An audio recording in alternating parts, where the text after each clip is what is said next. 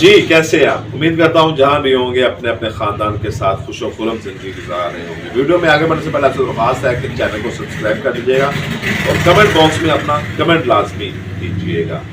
आज के दौर में जब हम देखते हैं कि मटेरियलिस्टिक किस्म की दुनिया है, ना कंटेंट का ख्याल रखा जाता है और ना मौसीकी का ख्याल रखा जाता है, ना डांस में इस बात का ख्याल रखा जाता है कि वो क्या मैसेज दे रहे हैं, और ना शेर व शायरी में ख्याल रखा जाता है। लेकिन जो उस चीज का असर जनरेशन के ऊपर पड़ता है वो बड़ा बुरा असर पड़ता है।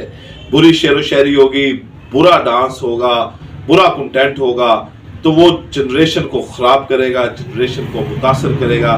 लेकिन आज का आर्टिस्ट ये बहुत कम सोचता है, या कहिए कि सोचता ही नहीं है।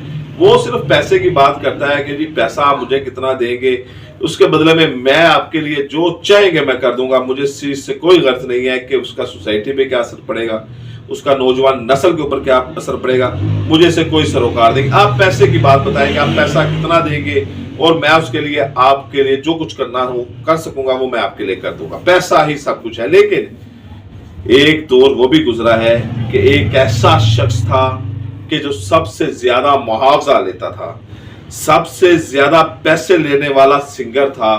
लेकिन जब कोई ऐसी गाना उसे गाने के लिए कहा जाता था जिसको वो समझता था कि इस सोसाइटी के लिए बुरा है, ये ऐसा गाना है कि जो बहनों बेटियों को नहीं सुनना चाहिए, ये ऐसा गाना है, ये ऐसी शायरी है कि जो नौजवान नस्ल तक नहीं पहुंचनी चाहिए, इस गाने में ऐसा मैसेज है कि जिसको सोसाइटी में नहीं जाना चाहिए, तो सबसे ज्यादा मुआवजा लेने वाले सिंगर को फिर डबल मुआवजे की ऑफर की जाती थी, फिर ट्रिपल मुआवजे की ऑफर की जाती थी, फिर ब्लैंक चेक ऑफर किए जाते थे।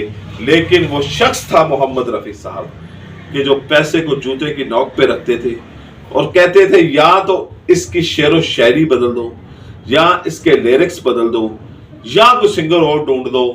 मोहम्मद रफी ये काम नहीं करेगा कि जिससे सोसाइटी में, बच्चों में और खवातीन में गलत मैसेज जाए। तो मोहम्मद रफी साहब की आवाज को बदलने की किसी की जरूरत नहीं थी। मोहम्मद रफी की आवाज लोगों के दिलों में बसती थी, तो फिर मजबूरी तौर पर गाना ही बदला जाता था।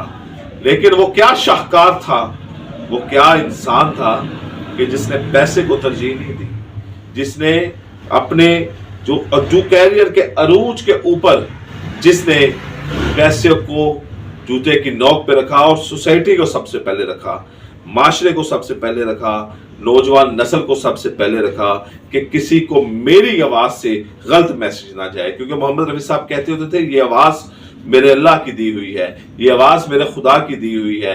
इससे वही होगा कि जो बेटरमेंट की तरफ जाएगा, जिससे अच्छा पैगाम जाए, जिससे सोसाइटी में कोई बिगाड़ पैदा ना हो, जिसमें नौजवान नस्ल में कोई बुराई ना प्रमोट हो।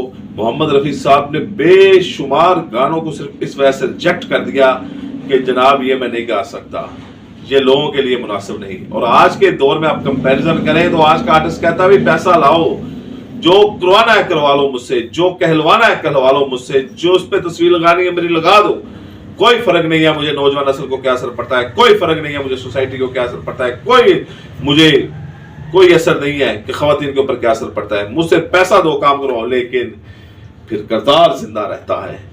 आज मोहम्मद रफी साहब का ये करैक्टर जिंदा है कि पैसे के लिए उन्होंने अपनी आवाज को नहीं बेचा। उन्होंने ऐसे खूबसूरत काम किए हैं कि लोग आज भी उनका नाम इज्जत और एहतराम से लेते हैं और मोहम्मद रफी साहब को कदर की निगाह से देखते हैं, क्योंकि उन्होंने माशरे में सुधार का सबब बने हैं, माशरे में बिगाड़ का सबब नहीं बने। आपसे मुलाकात अगली वीडियो में करता हूं।